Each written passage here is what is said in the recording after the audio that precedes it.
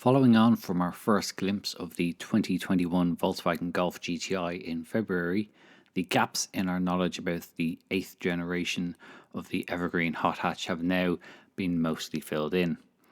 The first examples should arrive in Ireland before the end of the year, with prices expected to start at around €46,000, but it is in effect a 211 model. Volkswagen has raised the bar once more for the Golf GTI. Although a turbocharged 4-cylinder 2-litre petrol engine remains, the entry-level version now gets the same 245 horsepower output as the outgoing Golf GTI performance variant, backed up by 370 Nm of torque. Top speeds will be limited to 250 km per hour, though no 0 to 100 km per hour time has yet been released. We assume it will beat the previous car's 6.2 seconds though, thanks to a modest reduction in weight. We also assume that more powerful versions will be launched in time. For now, we can confirm that the 6-speed manual gearbox will be standard and a 7-speed DSG automatic optional. The latter brings with it a dinky new Volkswagen Group drive-by-wire shifter in the center console, plus paddles behind that heavily sculpted steering wheel. Stick with the manual, and of course the black golf ball-like design still tops the lever. The Golf GTI styling theme is well established and has been further refined for the 8th iteration. The brand's honeycomb motif defines the lower air intake for a start, which may be further enhanced by optional LED fog lights in an X formation. Matrix LED headlights are standard in Ireland, and there's a new take on the red stripe across the front, taking in the lights and grille. A white LED light bar runs under this to give the car a unique daytime running light signature. That front bumper is new, of course, matching up with the chunkier side stills and a sportier rear bumper, which features an integrated aerodynamic diffuser. Either side of that is a decently proportioned exhaust outlet, and there's a roof spoiler as well.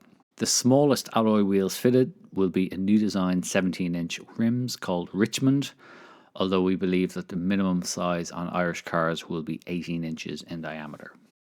As you'd hope, the GTI's characteristic tartan-esque upholstery is present and correct, though many will choose to ignore it and upgrade to leather.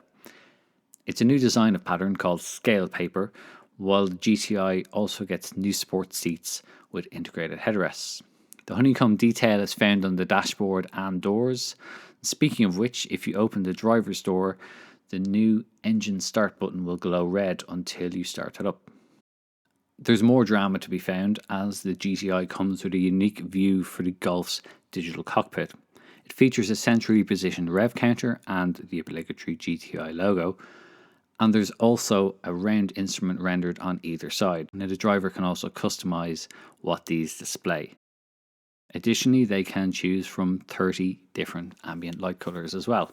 Full Irish specifications have yet to be confirmed, but we do know that the touchscreen infotainment, keyless entry and start, 3-zone climate control, Bluetooth and 2 USB-C ports will be included at a minimum, along with a raft of safety and driver assistance technology such as lane assist, autonomous emergency braking, front assist with pedestrian and cyclist monitoring, and travel assist. And while the GTI is promised to be just as usable on an everyday basis as ever, Volkswagen has seemingly put even more effort into it living up to its own compact sports car with front-wheel drive remit.